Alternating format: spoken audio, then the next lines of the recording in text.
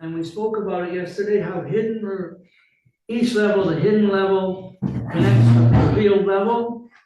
We spoke in detail what these are, and how going from level to level, the revealed connects with the revealed, and the hidden connects with the hidden. And similarly, from one level to the next, the hidden level of one connects with the revealed level of the one above. And the revealed level of the one above connects with the hidden level of that one, and so on. And we said that if a person will meditate, will think about this idea, it's such a profound idea, and you think about it before you do any mitzvah, it will cause you to have feelings about doing that mitzvah. You won't just do it by rote, automatically. You won't just be going through the motions.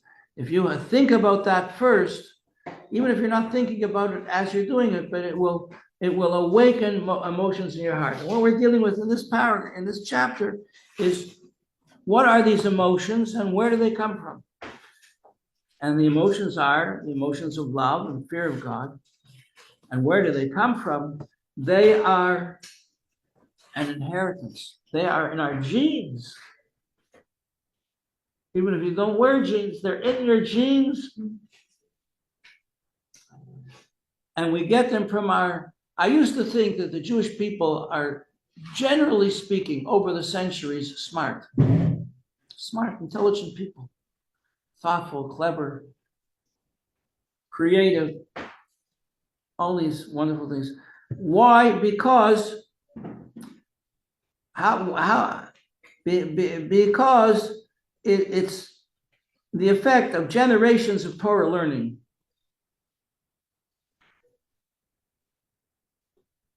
And holiness causes children to be born who are sensitive to higher values. That's what I used to think. But what he's saying here is much even deeper than that. It says it's passed down to us from the forebears, the originators of our people, Abraham, Yitzchak, and Yaakov, and their wives, the matriarchs, Sarah, Rivka, Rachel, Leah, and others who followed in their ways. And we said that they were a chariot of God. A chariot is someone whose physical body is trained to respond according to the will of God. And there can be a dichotomy, that's to say, a contradiction between the way a person thinks. He can make a mistake, and his body won't make a mistake. In other words, the body, our physical body, comes from a higher source than the 10 spheres, than our intellect and emotions. There are different levels of creation. The level of creation that brings our bodies into existence is called sovev, a hovering, surrounding level. And when we say surrounding, we don't mean from the outside. Good morning, ma'am. We don't mean sovev, it means outside, surrounding from the outside. Which we call it outside because it's not inside. There is no inside. This level of sovev doesn't recognize such divisions. There's no up, there's no down, there's no right, there's no left, there's no inside, there's no outside, there's only God. And that is the level at which physical creation comes into being. Then filling it with life is called Mimale Kolamin, which means he fills the world with life. He fills the world with life. So this, filling up with life, like in the gas station, you fill it up. But who makes the gas? Who makes the car? What model car is it?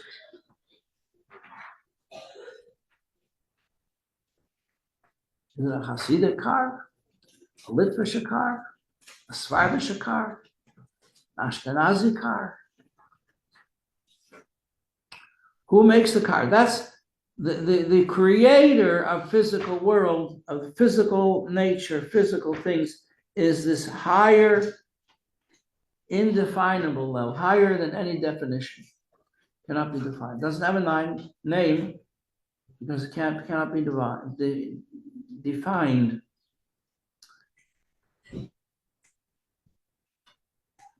And since the fathers of the Jewish people and the mothers related to God on that high level, and we see the miracles of their lives. Avraham Avinu was thrown into a fiery furnace and it didn't burn.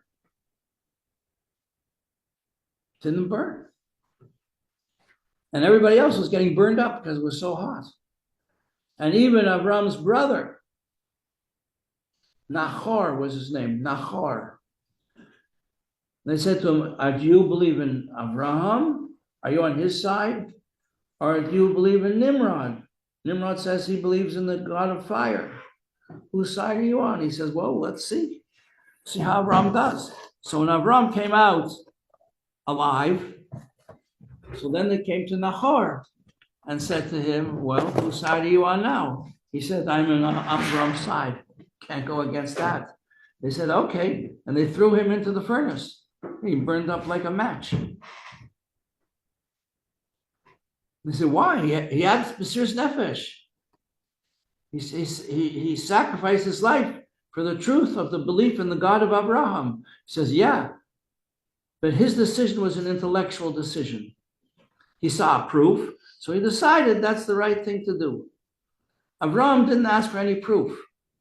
Abraham just said, there's one invisible God. That's it. It's nothing, I don't have to prove anything. He said, if that's what you believe, you're going in the furnace. He was okay.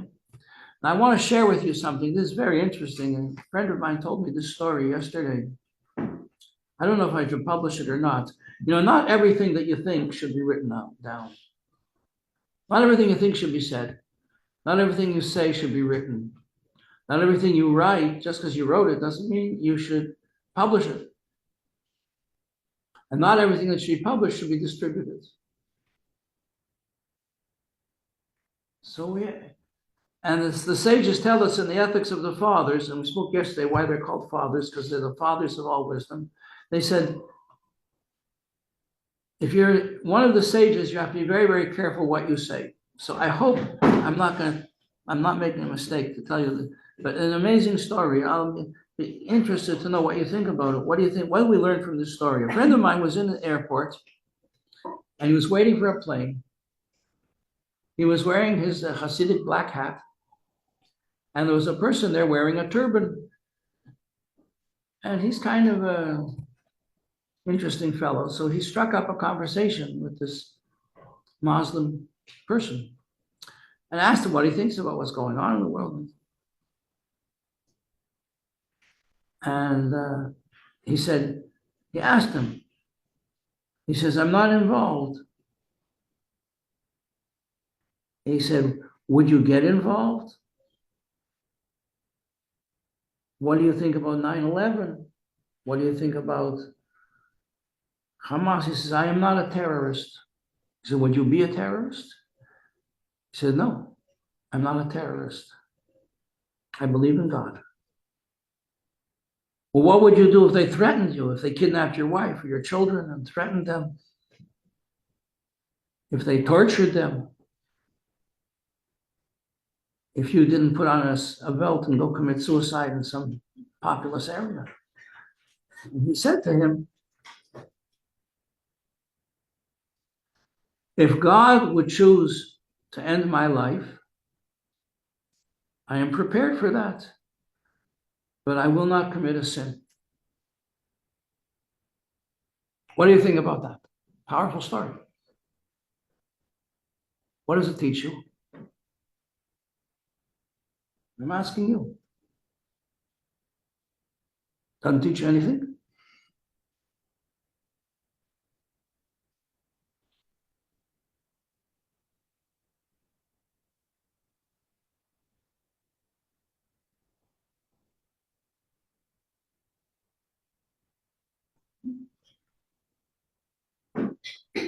What does it teach you? Yeah, well, that's obvious. That you're going to ask me that. Then we need to believe That's in why I Hashem. asked, what does it teach you? What does it mean? What does the story mean to you? Then we need to believe in Hashem always. What? We need to believe in Hashem always. Always. The 7 universal commandments for everybody. From there, one of them is you're not allowed to commit murder. No matter what you're going to call yourself, you're not allowed to commit murder. But it takes a lot of courage. It takes a lot of courage. There are 3 mitzvahs. A Jewish person is allowed to break Shabbos if he needs to.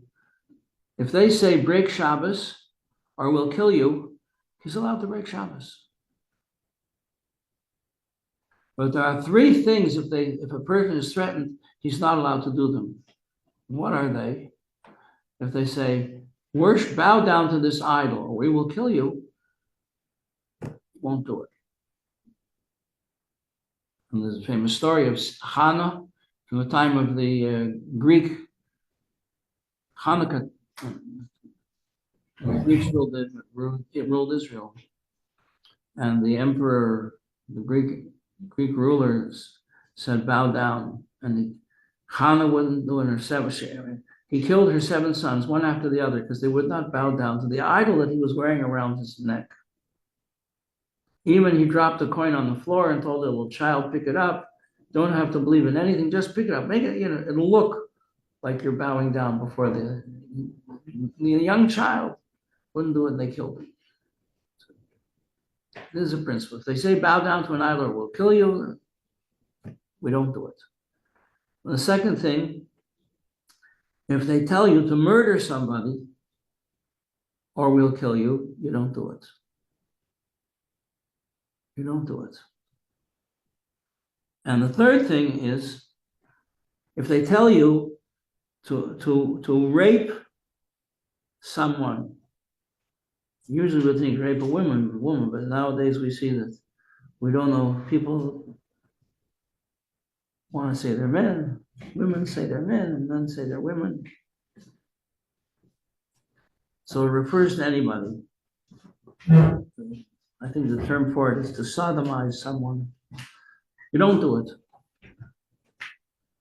You allow, in that rare instance, you allow yourself to be killed. You don't do it. And that's what that man said. He said, they can kill it. If God wishes that I should die, then I will die. I accept that, but I will not sin. I think that's very inspiring. It shows great courage and nobility.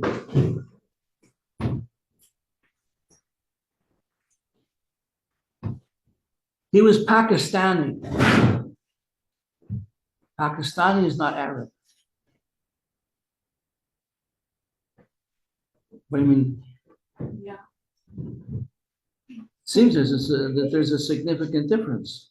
I never thought about it. I never knew that. It seems that there's a significant difference. Arabs, as a general statement, I hope I don't get in trouble for it, but it seems to me from what I've seen, what I've heard, what I've read, there is this element among the Arabs, they take great pleasure in killing people for no reason. If they consider a person as their enemy, by them, it's a great thing to kill them. And I'm not going to tell you more stories. Let's go back to chapter 18. So this connection with truth comes to us as an inheritance. It's in our blood. It's in our mentality to have a love of God. And it's there. So the question is, how do I awaken it? How do I access that very deep love in God? Like it says in chapter 1 of Tanya, I keep on referring back to chapter 1, that the animal soul, everybody has a godly soul and an animal soul. Jewish people have both these souls. We have 2 souls, an animal soul and a godly soul. And the animal soul has in it, now this is an extraordinary statement in the end of chapter 1, that part of the animal soul of a Jewish person is that he or she is merciful, kind. They like to do acts of kindness. It's natural for them to be kind and modest. Jewish person is naturally modest. You have to train yourself to be immodest when you get to the stage in life where you recognize the difference. You're naturally modest, shy, and you have to train yourself because you got to be like everybody else. So you train yourself to be immodest. It's not natural. Okay, so the same way that these qualities are embedded in the Jewish consciousness, so the love of God is also embedded in the Jewish heart.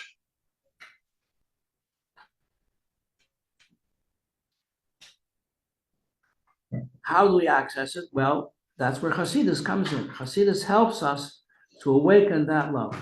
But even if we don't learn Hasidus, it's still going to be there. That's why it's important to learn Hasidus. So that then we can fulfill the mitzvah of serving God. There are different mitzvahs, You have to know about God, that's a mitzvah. You have to believe in God, that's a mitzvah. You have to serve God, that's a mitzvah. And then there's like a bird. The Tanya compares it to a bird with wings. A bird can be a kosher bird, but if without wings, it can't fly. What are the wings? A bird is like the name of God. The head of the bird is like the yud. And the body of the bird is like a vav. The name of God is spelled yud, with a yud and a vav, and then a k and another, two hey letter. We call it a k. So the yud, k, vav, k. What's the first k and the second k stand for a level that's higher, and the other one's a level lower. They say it stands for love and it stands for fear. Love and fear of God are the wings that enable you to soar. When you learn or when you do a mitzvah.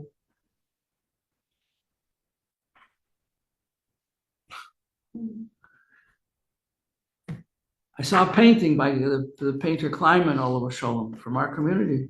He did a painting of seagulls. It looks like the bird is flying off the canvas. You expect it to fly off the canvas. It's such an amazing painting that he did.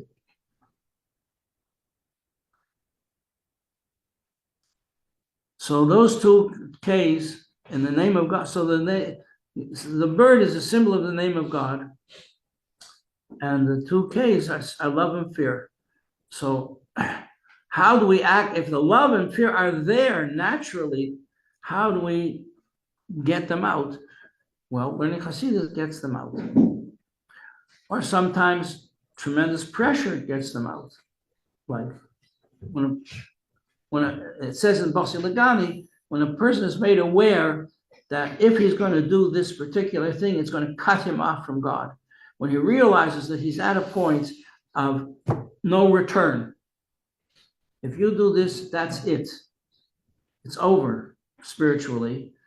He won't cross that line. He won't do it. When he realizes his whole Yiddishkeit is at stake. And therefore we understand from this also, this is the argument of the Yetzer Hara, who tells a person, go ahead and do this, but I'm not supposed to. I was taught, my mother always told me I shouldn't do it. My father wouldn't do it. I don't want to, so therefore I don't want to do it. The strength to stand up in such a test. So the Yetzer Hara says, go on, go on. You're still a good Jew. You're still a good Jew. And he's lying. On one level, he's lying. Because you're not a good Jew if you do not good things. You go against the go against God, go against the commandments of the Torah. But on the other hand, you are still a good Jew because deep down, you never, ever can be cut off from God. And people, there are many stories of people who were terrible sinners. And in the last moments, they had tremendous life-changing regret. And they were turned to Hashem and cried out the unity of the name of God. And before they left the world.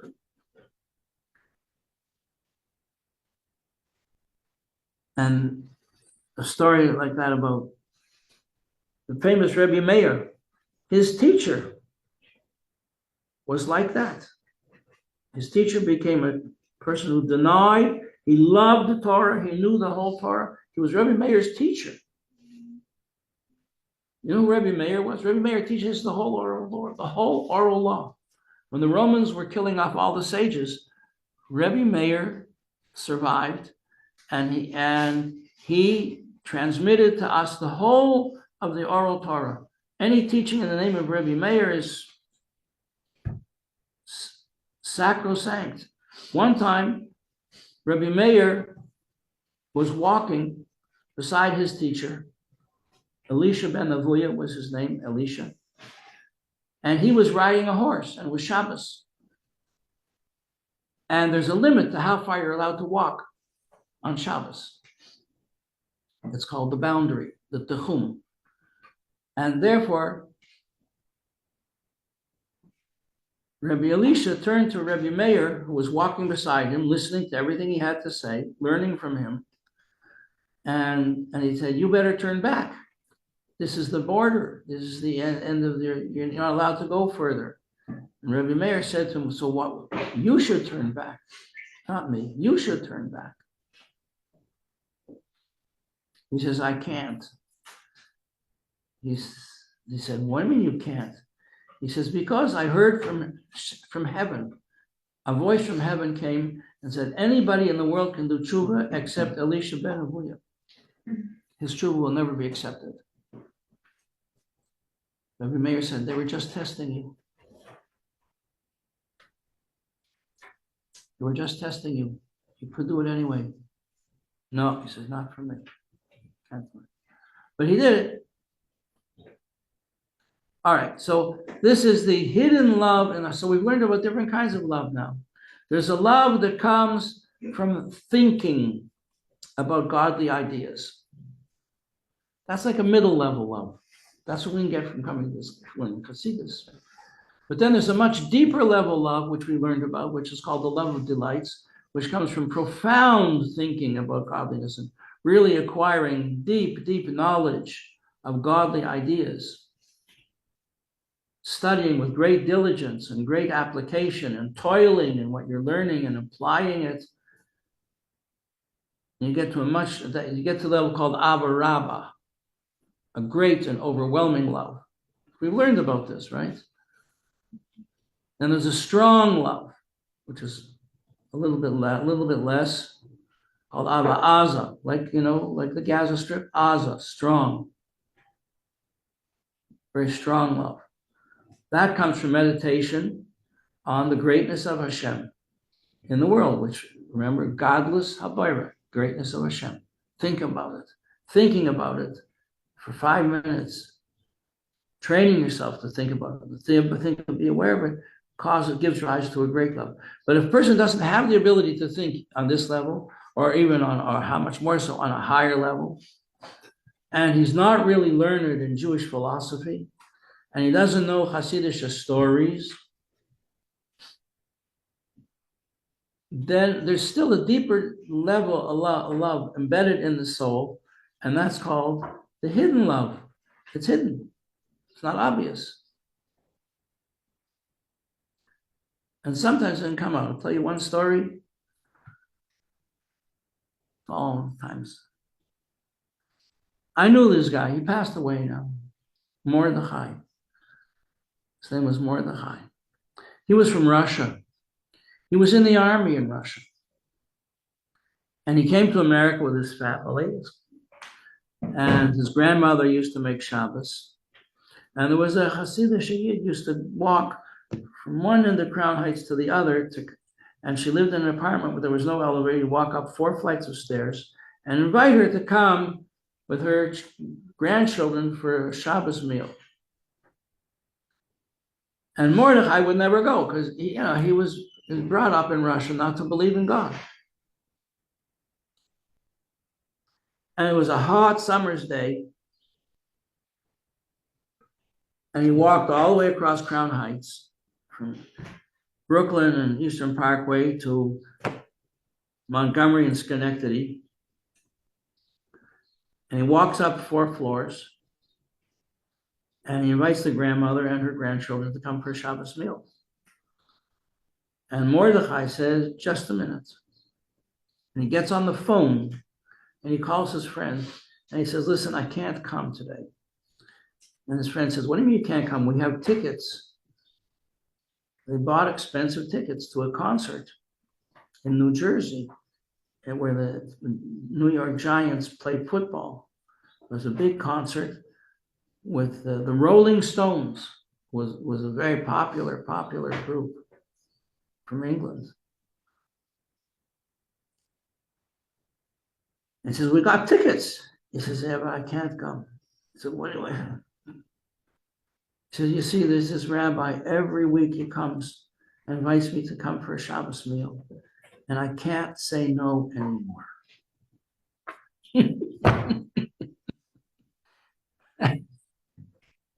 I can't say no anymore.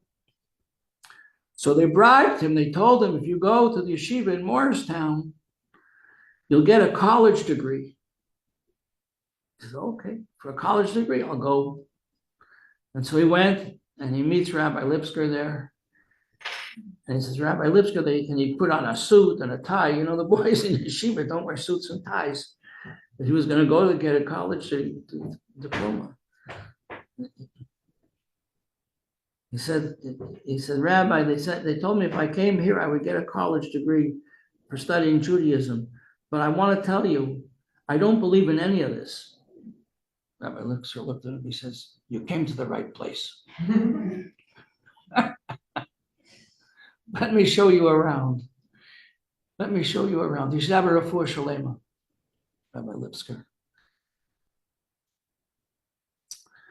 And he showed him around, showed him the learning areas. And then he took him, he said, well, I want to show you the shul. He showed him the shul, showed him the mikveh. Says, and then he pushed him in. But he was, he was kind of athletic. He turned around, he pulled Rabbi Lipsker in after him. And the 2 of them were there in the mikveh. He stuck it out. He became one of the most talented youth workers you can imagine. So that's the hidden level of love. Why? How does it come to us? Well, we don't have time to really go into that today, but in a sentence, it's because the Agoy served Hashem with the totality of their being, with their Chachma, Bina, Das, Chesed, Gevurah, Tiferes, Netzach, Yesod, Malchus, all the levels of their being were focused on serving Hashem and were active in their service of Hashem, and it affected their body and everything. And so this implanted in us, their children, that when we connect on any level, every level is connected with every other level. So when we learn a Torah thought, for instance, that's the Chachma of Hashem. But even though we're on the lowest level of Chachma, of the world of Asiya, of the world of Malchus, and the world of Asiya, of the world of Malchus, in the world of Asiya, the world of action, and the lowest level you can get to, the level that you're on will connect to a higher level, which will connect to a higher level, which will connect to a higher level, which will connect to Chachma, the highest level, on your level, and that will connect to Chachma on the level of emotions, which is the world of Yetzirah, and that will connect with Chachma, the highest level in the world of Bria, the world of intellect, and that will connect with the Chachma, the highest level of the world of Atzilus, the world of unity with God. Like the idea of where are the children in a person before he's even married? Where are the children that he's going to bring into this world? They're hidden in his consciousness. The children will be created from them, from that consciousness. And on that level, of the highest level of the world of Atzilus, the world of godliness, the light of God, the infinite light of God shines there. And when a person gets to the point of realizing that this is it, if he crosses this line, it's over, it all kicks in at once. And he says, no, I can't do it. I can't do it. And that's our inheritance. That's the hidden love in the heart of every person. That is the inheritance of every single Jew.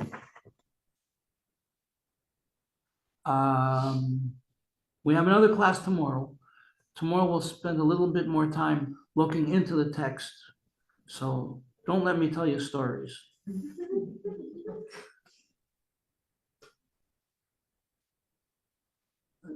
Page 271 at the bottom.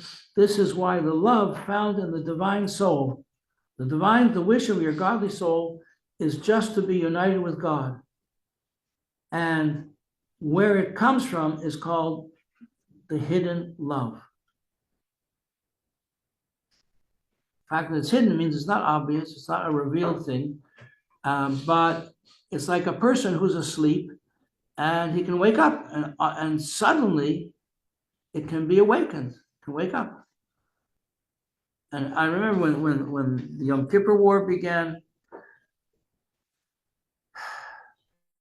there were people who, in those days, $1 million was money for a lifetime. Nowadays, you can't even get an apartment for $1 million. But in those days, it was a huge amount of money, an unbelievable amount of money. Nobody had that money. And there were very, very wealthy people who did have that money. And the war broke out in Israel, and it looked very dark for the Jewish people. And people just sent $1 million. And not that they had many more millions, that they didn't have to worry. They didn't have any more millions. They sent whatever they had because they realized this is it. It's a possibility in the heart of every single one of us. God.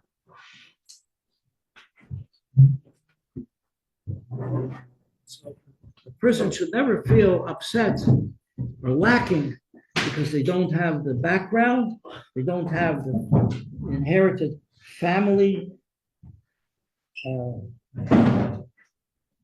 merit, they don't have the intellectual merit to work things out for themselves.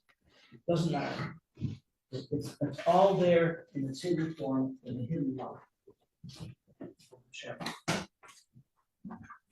See you tomorrow, Bezos Hashem. You'll be on Zoom tomorrow. Yeah. Monday. Yeah. Thank you all for coming. Thank you. Thank you. Thank you, Rita. Thank you. Thank you, Rabbi Pape. Esther, and Valeria. Valeria. Bye.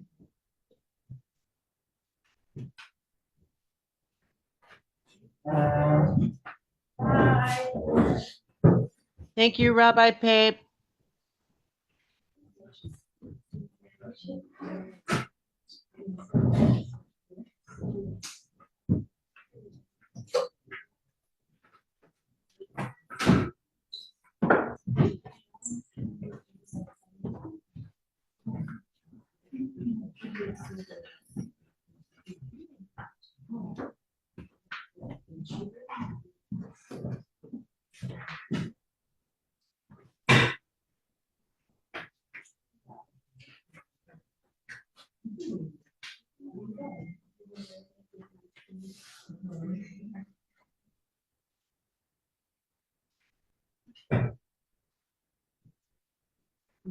you.